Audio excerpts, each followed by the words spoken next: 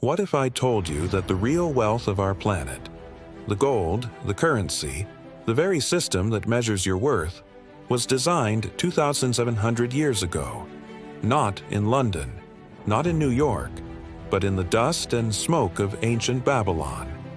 And what if I told you that this gold never disappeared? It didn't vanish, it mutated. The lost gold of Babylon isn't sitting in a forgotten tomb. It's alive, inside your mortgage, your student loan, your credit card balance, invisible, undefinable, but just as enslaving as it was thousands of years ago. Because the Babylonians didn't just invent debt, they weaponized it. Sound impossible? Then keep watching, because by the end of this video you'll see how the very code of Babylon still rules the modern world, hidden behind polite words like liquidity, monetary policy, and credit rating. Before we uncover the vault, I want to know, where are you watching from? Drop your city in the comments below.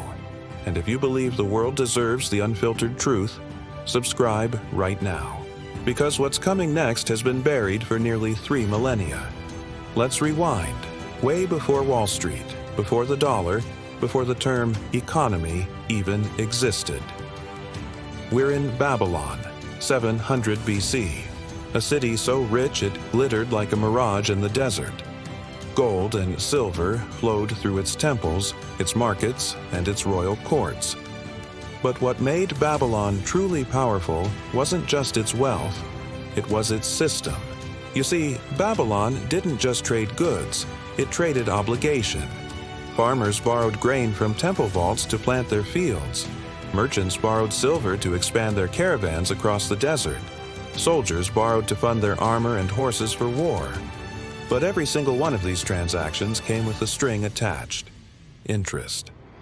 Historians call this the first credit system, but let's call it what it was: the first financial trap. Interest rates in Babylon could reach a staggering 20% per year, and they were enforced by priests who claimed it was the will of the gods. If you missed a payment, you didn't just lose your credit score, you lost your freedom.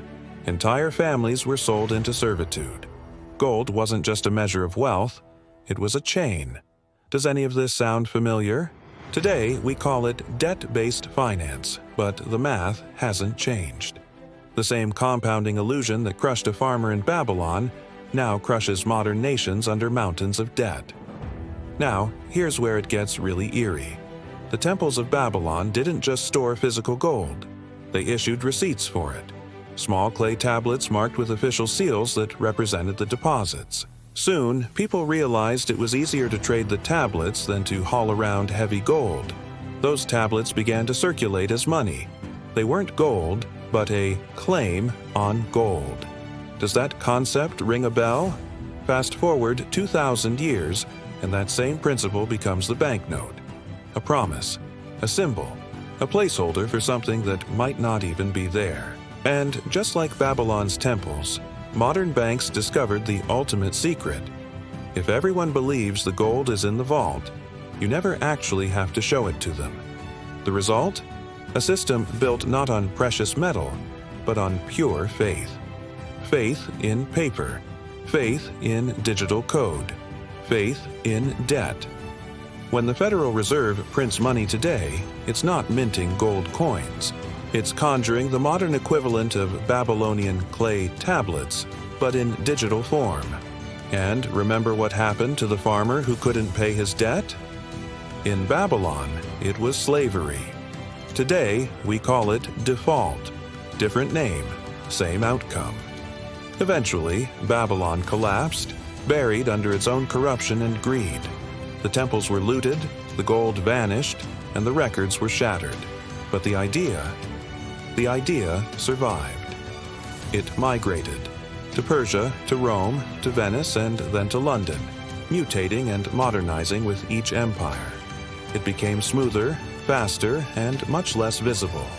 Each empire that rose to power carried a piece of Babylon's secret: control the flow of credit, and you control the people. And here's the sting.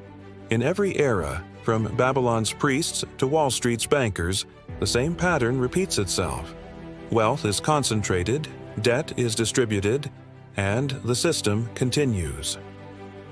By the early 20th century, the descendants of Babylon's financial system found a new temple, a temple of glass, steel, and silence, the Federal Reserve.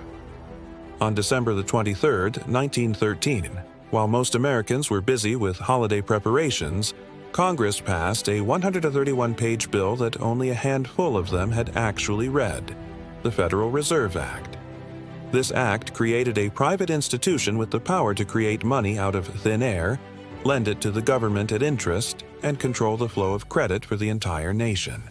If that sounds ancient, it should, because what the Babylonians did with clay tablets, the Fed did with paper, and now does with digital data. They recreated the ancient temple vault, but instead of storing gold, it stores our trust. The interest-bearing loan became the modern dollar, and every single time you swipe your card or take out a loan, you are reenacting a 2,700-year-old ritual, creating invisible gold for the modern priesthood of finance. But here's where the story takes a dark turn.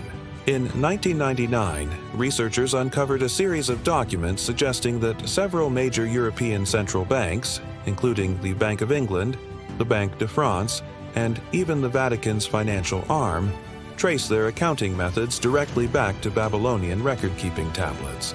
The symbols, the ratios, even the interest calculations were shockingly similar. Is that just a coincidence?